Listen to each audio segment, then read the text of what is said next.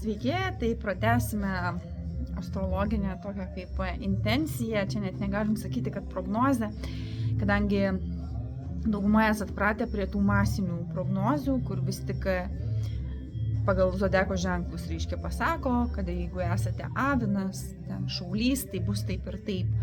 Noriu akcentuoti, kad mes vis tik einam į vadinamą naują pasaulį, bet tai nieko nesusiję su visokiais New Age judėjimais ir taip toliau. Tai reiškia, kad po truputį krenta bliūdai nuo galvų ir žmonės ima suvokti, jiems ateina tos platesnės žinios.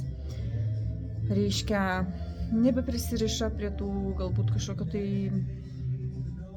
religijų, vienos kažkokios intencijos. Viena praktika, jinai yra reikalinga, nes kitaip tikrai nieko nebus. Pati visata materialiai yra sukurta taip, kad visos energijos yra, viskas yra taip tobulai sukurta, jeigu jūs pažiūrėtumėt, tiesiog tobula. Dievo kūrinyje yra tobula. Ir tos planetos per astrologiją, ką mes matom, tą visą pagrindą, jos kiekviena atstovauja tam tikrą sritį. Ir tos sritis visos yra reikalingos. Mes niekaip negalim pasakyti, kad mums nesvarbi saviraiška, realizacija, dėmesys, reiškia, kaip sako, visos problemos iš dėmesio trūkumo. Pagrinde, pagalvokit giliai, taip yra, mano mama taip sako. Saulė, tai būtent Saulės planeta, tai kaip mes išreiškiam save išorėje, ir tai yra tėvo energija, ir tai yra vyriška energija. Reiškia, ar mes moterys, ar vyrai, vis tiek mes turim ir vyrišką, ir moteriškąją energiją. Ir tai yra Saulės planeta, ir visiems jinai yra svarbi, reikalinga, pas kitus geriau išreikšta, ryškiau, pas kitus ne, bet visiems. Ir visos energijos yra labai svarbios. Reiškia, mėnulis, tai mėnulis yra jausmai, emocijos, tas mūsų vidinis pasaulis, mūsų moteriška energija, rūpinimasis kitais, mūsų tas, tiesiog vidinis pasaulis, protas ir mama ir visos moteris aplink. Vėlgi, visiems reikalinga, tai yra visatos energija, Merkurijus, tai žinios, intelektas, protas, raiška, kalba, reiškia, Venera, tai meilė, jausmai, tai komforto zona, tai gebėjimas džiaugtis ir mėgautis. Ir jeigu pažiūrėsit, tai giliau pasidomėtumėt visa visatos energijom, tai kiek yra dievybių, Dievo inkarnacijų įsikūnijimų ir kiek reikia išmanyti tos dalykus. Tai, pavyzdžiui, ar tai Kamadeva, tai taip pat būtų Venera, bet jinai atspindi geismą. Tuo tarpu jau dvasinių pasaulio aukščiausia loka, Krišnos Radharani energija, kai irgi būtų kaip Venera, bet tai jau yra prema ir tai yra absoliučiai kas kita, nors kažkokia pati intencija ir apibūdinimas būtų lyg ir panašus. Tada yra Marso energija. Marsas tai reiškia yra ta veržlumas, gebėjimas pabaigti darbus, tie pasižadėjimai, tokie stipri apatinė čakra, nes Marsas valdo pirmą čakrą, stabilumas, kova, išgyvenimas, nes kiekvienas mes vis tiek turim kovoti už savo išgyvenimą, už gyvenimo būti. Ir Marsas, nors ir atrodo, kad tai yra pyktis, veržlumas, karas, kova, bet jis vis tiek yra svarbus. Ir dėl ko būtent Marso planeta ir Marso žmonės truputį sugriauna tas iliuzijas, kad, reiškia, būkime tik geri, būkime malonus, atsukime kitos skruostą. Tai negali tai būti absoliuti tiesa, net nėra kažkokios absoliučios tiesos, viskas yra energijų žaismas. Reiškia, ir Marsas būtent sako, kad mes galim būti ir pikti, mes galim būti kovingi, mes galim atstovėti save, mes galim trenkti snukį, jeigu to reikia. Mes nežinom, su kuo mes susidursim. Greičiausiai, jeigu mūsų vidus laimingas ir džiaugsmingas, mums tikrai neprireiks kažkam trenkti snukį. Bet visko gali gyvenime būti ir visokių situacijų gali pritraukti ir maža ko tik nesidaro. Neapsiribokime, kad mes turim būti kažkokie, tokie ir anokie, nes kitaip mums visą laiką reikės apsaugos ir 10 apsauginių draugų energijų. Kai tuo tarpu mes planetos visi turime savo lentelėje visas, tikrai jos yra kažkokioj pozicijoje, silpnesnės, pas ką labai silpnos, tai tiem ir reikia daugiau palaikymo iš aplinkos. Tada reiškia Jupiteris, tai žinios, žinojimas, mokytojai, kursai, seminarai, be Jupiterio iš viso mes, nieko mes nežinotumėm. Tada reiškia Saturnas, tai askezė, asketiškumo įsikūnijimas. Ir kai ateina Saturno periodai, visi rožiniai akiniai kaip sakant, nukrenta labai staigiai ir pasimato realybė, ypač per sadesatį laikotarpius ir taip toliau. Apie sadesatį esu įrašus atskirą video. Tai čia tiesiog antroje dalyje norėjau truputį supažindinti su tom energijom. Mes astrologijos kursą labai išsamiai viską nagrinėjom ir įsisąmoninam. Nes viena yra skaityti knygas, o kas kita yra tiesioginis kontaktas su mokytoju. Kaip sakė ne vienas žmogus, tikrai sako, tu knygoje taip nerašai, kaip tu pasakai gyvai. Tai žinoma, knygoje yra bendrai aprašyta. Įsivaizduokit, kiek yra lentelių, kiek yra patirčių, kiek yra aplinkybių, intervencijų ir viso kito žinių mūsų įspaustų, reikalingų, nereikalingų. Ir kaip mes galime aprašyti visą tai. Kiekvienas žmogus yra unikalus, aš esu astrologė, kuri nagrinėja kiekvieno žmogaus unikalius skirtumus ir dėl to mano prognozėse ir nėra nei politinių prognozių, nei kažkokių tokių. Tiesiog nėra, aš taip negaliu net nei komentuoti, nei įdaryti, nes kaip irgi kažkada komentavo viena moteris, sako, kiek astrologų, tiek ir prognozių. Taip, būtent kiek astrologų, tiek ir prognozių.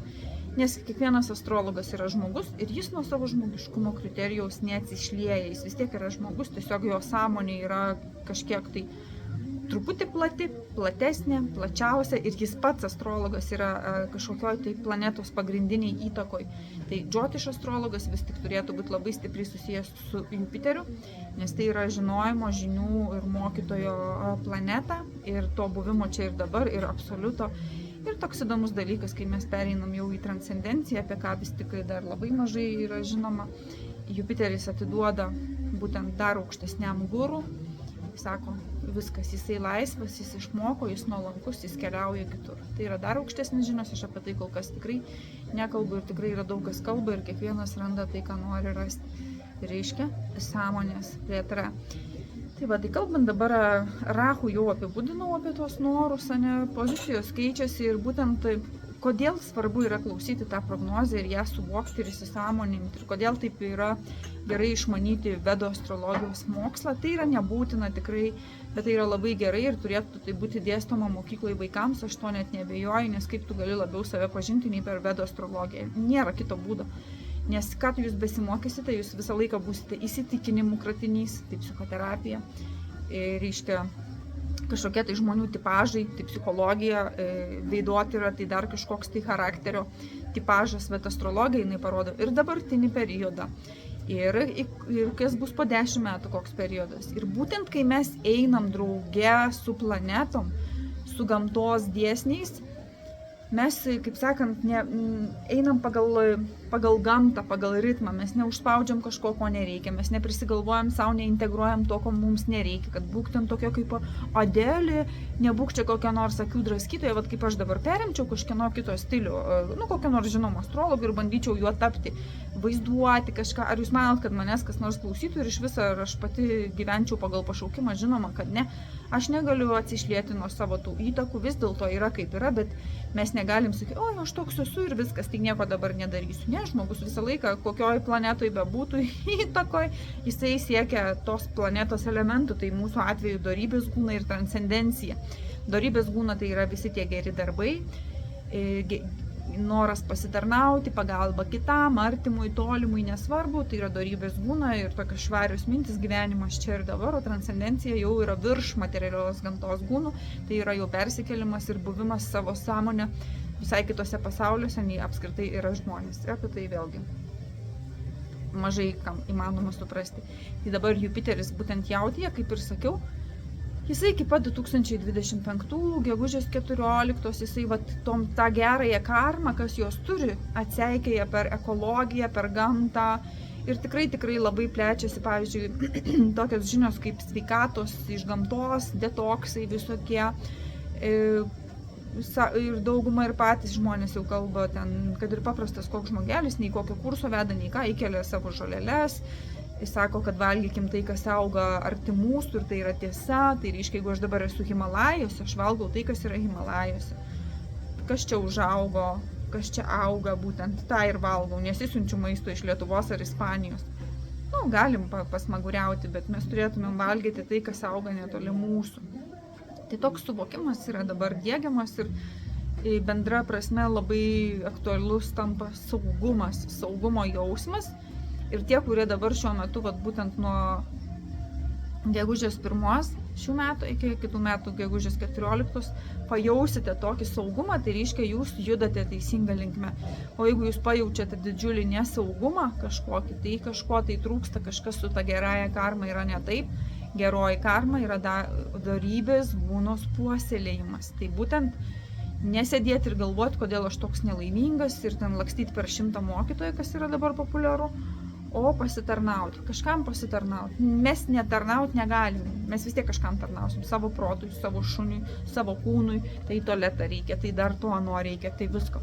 Tai pasirenkat, kam darot gerus darbus, vedžiojat senukus per gatvę ir taip toliau. Tai Jupiteris yra nuolankumas aukščiausiam žinojimui. Jeigu iš vis neturit ką veikti ir tikslo gyvenime neturit, galbūt galit savo įsigalinti tikslą, jeigu tikrai to norit, siekti aukščiausio žinojimo. Ir kadangi noras pats įvardytas kaip aukščiausias įmanomas žinojimas, kiek duoda žmogiškasis intelektas, tai būtinai ateis. Liks tik priimti. Taip, ir dabar visą laiką aš apibūdinu būtent tas Rahu, Jupiterį ir Saturną. Kitos labai jos greit keičiasi, tai dabar apie Saturną vandenyje ir vėlgi tie periodai panašus. Saturnas vandenį, būtent kai baigėsi tie apribojimai koronos festivalio, tai Saturnas atėjo į vandenį 2023 sausio 17 ir jisai bus 2 metus, truputį daugiau, iki 2025 kovo 29. Ir kaip mes galim Saturno malonę užsitarnauti, nes apie Saturną reikėtų paklausyti kelis papildomus video, galbūt jeigu neturite astrologinio žinojimo, reiškia Saturnas nejuokauja. Tikrai jokių nebus. Kadangi Kaljūgoje nebėra asketiškumo, būtent asketiškumas yra dingęs. Apskritai Kaljūgoje šitame amžiuje, kuriame mes esame ir kuriame dar bus jūsų visų mūsų, mano egzistencija, apie 50 metų, tik tai po to mes viskas keičiam kūnus ir atgimstam. Reiškia, tai nebėra to saturniškumo, to asketizmo, reiškia, žmonės jo nebeturi. Įsivaizduokit, jeigu dar Dvapara Jugoje galėdavo išstovėti vienus metus ant vienos kojos. Dabar vos 3 minutės hatha jogą padaro žmonės. Laksto, durniuoja, tradicijų nebėra, nieko nebėra, nebesilaiko, šeimos vertybių nebėra, vieni Amerikoje, kiti dar Zimbabvėje. Reiškia, vaikai tėvų negerbė, ten visokios transvestitologijos ir visi kiti. Mes tikrai niekaip negalim apsimesti, kad to nėra. Tai yra. Ir žmonės neturi to asketizmo labai stipriai. Reiškia, jie negali atsisėsti ir ten kažkokią tai praktiką dvasinę atlikti. Taip pat ten protas neramus kažkur tai veda į norus ir troškimus. Ir kaip jau minėjau, taip yra todėl, kad visi šitoje žemėje gyvenantis yra neasketiški, norų valdomi, juslių valdomi, gyvulininkystės ūkis, tai mūsų savaime tai įtraukia ir mes irgi tokie tampam, su kuo sutapsi, tuo patapsi. Todėl, kaip sako, išminčiai bus priversti trauktis į kalnus, tai čia nevadinam savęs išminčiais, reiškia tie, kurie trokšta išminties, kurie nori to žinojimo ir viso to, ką aš šneku, bus priversti pasitraukti kuo toliau nuo masės žmonių. Tai dėl to ir atsirado ir tos visos ekologijos ir kaimo sodybos, dėl ko žmonės grįžta į kalnus, keliasi, pas babą į kaimą keliasi ir taip toliau. Prie gamtos grįžta ir nebenori miestuose gyventi, nes tie 5G, ten tratata, visokie dalykai, reiškia, tai yra neįmanoma, nes kai jūs ateinate masės rautų žmonių, jeigu esat subtilesnės psichikos, bet dar nesat išminčius, labai sunku yra būti, labai sunku yra tiesiog slegia visas, tas atrodo, kad užkrenta viskas ir dėl ko vienuoliai gyvena atsiskyrę. Aišku, jau kas pereina į transcendenciją, ką aš kelis kartus paminėjau, jiems visiškai nebesvarbu, jie yra jau taip jų sąmonė nebe čia. Tai jiems vienodai šviečia, gali būti ir 1000 tų žmonių, nieko nebeįtakoja, bet tam pereinamajam tokiam, jeigu einam link to dvasinio tobulumo, aukštesnio žinojimo, tai reiškia, mes nebegalim būti tarp žmonių, turime neždintis kuo toliau nuo minios, vėlgi pakartoju. Tai Saturnas vandenyje, kaip mes galim jo malonę, jo palankumą užsitarnauti. Reiškia, vandenis yra jo vieta, jo buveinė, tai yra labai palanku. Vandenis simbolizuoja grupės, ideologijas, bendraminčius, dėl ko, pavyzdžiui, vis tiek, kad ir traukis nuo visuomenės, bet jeigu neturi to savo stiprios ašies ir sąmonė dar tebėra čia, su žmonėm dar prisirišimai, draugų reikia susirasti savo ideologinius bendraminčius, kaip sakant, tą bendruomenę, tos kažkokius žmonės, su kuriais tu jautiesi gerai ir su kuriais atitinka tavo vertybės, tavo darbai kažkokie, Nu, tarkime, aš savo atveju turiu keletą ir vat, būtent pagal savo ideologiją, pagal savo praktiką bendraminčių. Taip pat mes turime tokį mažą jau mažą bendraminčių būrelį reiki praktikų, kurie siunčiam reiki žemėj, kurie, reiškia, dirbam su tom aukštesnėm energijom, bet labai mažai tų žmonių yra, yra labai daug trukdžių ir tikrai labai trukdosi. Ir žmonės ir patys nenori daryti, kaip jau minėjau, jie nori, tik jau jiem blogai kažkas, tada pasiūsk man reikėjo, aš esu kaip tik visiškai to supratimo, kad ugdom sąmonę. Nieko, jokių reikia nesiūsim, prašom, turit visas galimybės, praktikuokit, siūskitės patys. Kodėl dabar kažkas tai kitas turi darbuotis? Tai yra net nei pinigais, nei nieko neįvertinama energija, tai yra tiesiog toks nuostabus dalykas, kad tik tai praktikuojant ir būnant tame galima tą išjausti, tai va tai irgi tokia kaip ideologinė būrelis kažkoks, ne? Tai lygiai taip pat kiekvienas iš jūsų savo kažkokį bendraminčių ratelį per šitą laiką, va jau daug laiko praėjo, jau tiek ir beliko pusmetis. Ar jūs per tą laiką sukūrėt kažkokius savo bendraminčius, kurių remintis savo kažkokias susikūrėt vertybės, perkainojot vertybės, tradicijas, kažkokius tai supratimą apie gyvenimą, tai kas jums svarbu. Taip pat lygiai reikia išsigryninti tą aplinkos ratą, nes mes žinom, kad jeigu mes jau pasiruošėme eiti kažkokiu tai laimingesniu keliu, nu tarkim, sugalvoja žmogus nebevalgyti mėsos, nebegerti, čia toks pats pradinis lygis kažkokia prasme. Bet nesakau, čia aš nenoriu nei vieno nei nužeminti, nei ko, bet dažniausiai nuo to pradeda, ne, o nebevalgau mėsos, nebegeriu alkoholio. Tai ar jūs dar vis randatės žmonių rate, kur ten uliavoja, baliavoja iki žemės graibimo, geria? Vėlgi nieko tokio, kiek kažkada tai pasibaigs tas gerti, rūkyti, kažkada atsibos. Bet tas, kuris žmogus nusprendė, kad jis nenori tokių vertybių, ar jūs dar būnate tokiam rate, nes reikia viskas. Jeigu aš jau pasiėmiau keisti savo vertybės, savo tikslą, kažkaip susigalvojau sveikatingumo trajektoriją, aš turėčiau neždintis iš tokių būrelių ir nebūti, nes kokiegi tie draugai, draugystė, vertybės, taip, tai yra nuostabus dalykas, bet vis tiek, jeigu per gyvenimą peržiūrėsit, kiek tų draugų pasikeitė, labai daug, tai gal yra kažkas aukščiau ir draugų, ir šeimos vertybių, gal yra kažkokios vidinės vertybės, kurios man svarbios, gal man tas Dievas, širdį Dievas čia yra svarbiau absoliučiai už viską, nes kai aš turiu čia, aš turiu ir visą kitą. Nes laimė juk yra čia. Tai čia toks, tiesiog toks, prie ko jūs prisirišat, prie kokios bendruomenės, prie kokio to vadinamo agregoro. Vėlgi ne prie tos temos, kad tipo agregoro, tai kokios būsenos, laimė, dažniai, nes visą laiką žmonės juk, kaip sakiau ir pradėjau pirmo dalį, kad įvertins jūs skirtingai, bet kaip jūs jaučiatės patys su savim, akistatoj su savim, nesvarbu, ką jūs darot, reikia dvasinės praktikas, ten moliūgus traiškot, visiškai nesvarbu, kaip jūs jaučiatės viduj su savim, kiek prisirišimo yra, kiek noro kontroliuoti, kiek visko, ar išeina, jeigu išeina tai būti, tiesiog būnat ir tiesiog būnat. Ir būna tai, pavyzdžiui, pusę dienos būnat. Tai viduj turbūt laimė yra, nes nelaimingumo būsenai neišeis, tai tiesiog būti. Reikės eiti dirbti, arti, dar kažką. Tai tiesiog, tai Saturnas ir apie tai ir kalba, kad dar iki 2025 kovo 29 išsigryninti tas savo vertybės, tą ašį, tą prisiskyrimą kažkur prie kažkokio tai ideologiją, bet mes suprantam, kad viskas keičiasi ir čia irgi tokia kaip askezė yra.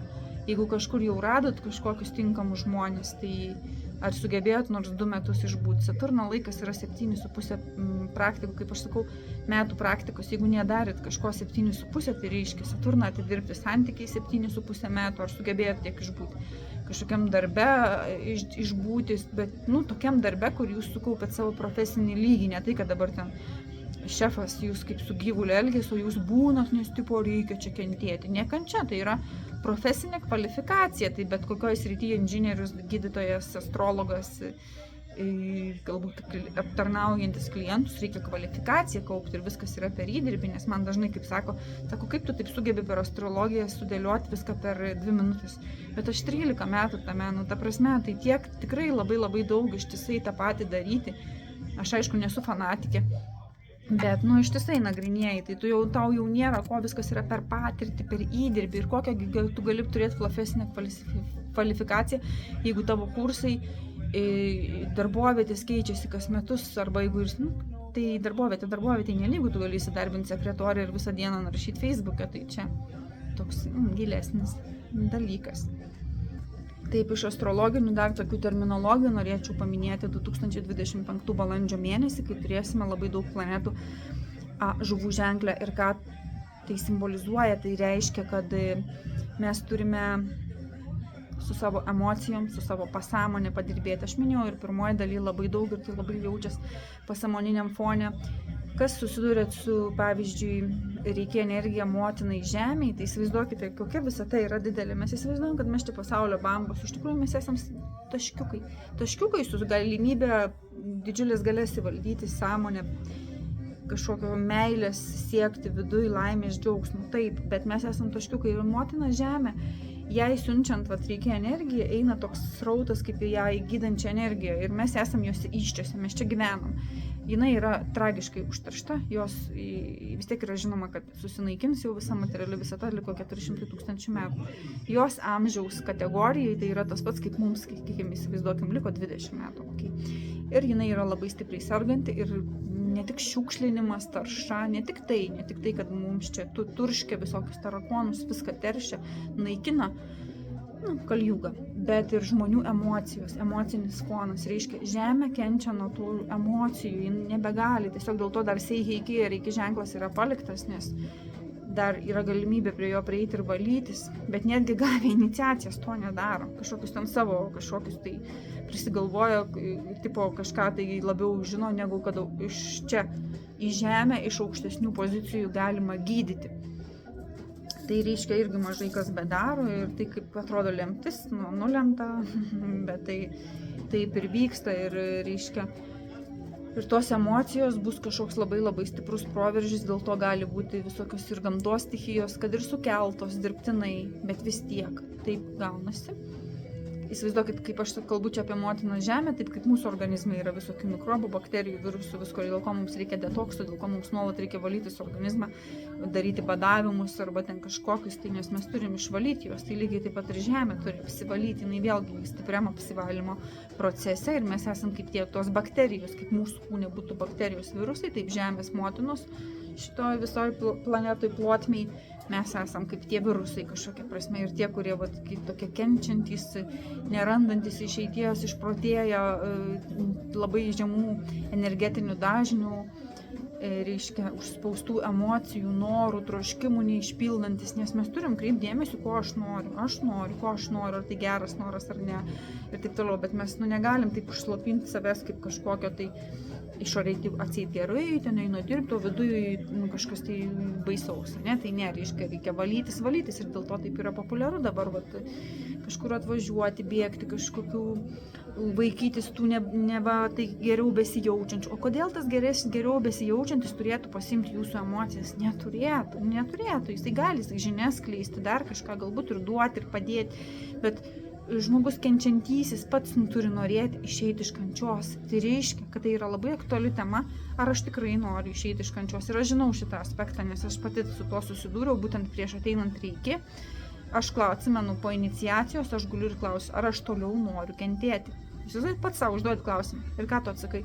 Ir aš pasakiau, ne, aš nenoriu kentėti. Viskas. O dažniausiai norai, prisirišimai ir laiko žmonės prie kažkokio tai kančios būsenų, o tai kankina visą aplinkinį pasaulį, visą žemę, kiekvieną aplinkui, jūsų artimą, jūsų tolimą. Ir dėl to reikia būtinai, nes ten bus labai sunku. Visi ateinantys metai, jeigu visi iki gegužės 1 neišleisite tų emocijų, neatrasite būdo, kaip išeiti iš kančios ir nebus tokio vidinio noro, kad taip, aš noriu laimės, aš esu kaip bitė ieškanti nektaro, o ne musė ieškanti tai bus toks įklimpimas labai stipriai iki pat metų galo, iki pat 2025 metų galo, tokiuose kančios būsenose, tai ten, kur jūs save privertėt kažką tai daryti, nes mes turim, ar tai man teikia džiaugsmą, ar šita veikla man patinka, tarkim, kažkokios, tai, pavyzdžiui, 5 veiklos yra. Aš suprantu, kad dauguma galbūt turi tik vieną veiklą, bet tai jau nebe šio pasaulio dažnis yra vis tiek, nes mes negalim. Ateina paskui pasako, susiskiepyk arba išmesiu iš darbo. okei, susiskiepysiu, nes išmesi iš darbo, nes žmogus neturi pasirinkimo, o jisai turi turėti pasirinkimą, jis turi savo susikurti kaip kūrėjas alternatyvų, pasirinkimą, ką jisai veiktų, jis turi nebijoti. Kai buvo viena moteris, sako, jūs, Simona, esat priklausomi nuo Lietuvos rinkos, tarkim, aš čia knygas pardavinėjau, astrologinės konsultacijas darau, neva tai aš esu priklausoma nuo Lietuvos rinkos, nesu. Šiandien taip, iš manęs perka, manim domisi, aš turiu internetą, galiu šią informaciją skleisti, kaip aš tą daryčiau be interneto, neskleisčiau. Bet jeigu to nebeliks ir nebebus, ir kas, ir nereikia, ir ačiū viso gero, aš nebijau, kodėl aš turiu bijoti. Kodėl? Aš neturiu bijoti. Mano gyvenimas, mano kūryba, man atsiūs viską, ko man reikia. Galbūt aš burokus pardavinėsiu. Negali būti jokių baimių. Baimėms nebevieta. Ir tie, kurie yra filmas, aš įkelsiu po šį, aš tą patį filmą keliu jau turbūt 4 kartą, Paukščio narvelis, bet tai yra pati emocija ten kažkokia nėra labai gera, bet tai tokio neapsakomo gėrio filmas ten rodo, kad būtent nežiūrėkit į akis, matot, kad kenčia, matot, kad pasiūlyt kelis išėjimus ten nori kentėti, viskas, negaiškit laiko, jeigu jūs ieškat laimės, nes laiko nėra, jisai bele kaip greitai sukasi, nėra laiko, neišgelbėsim tų, kurie nenori būti išgelbėti.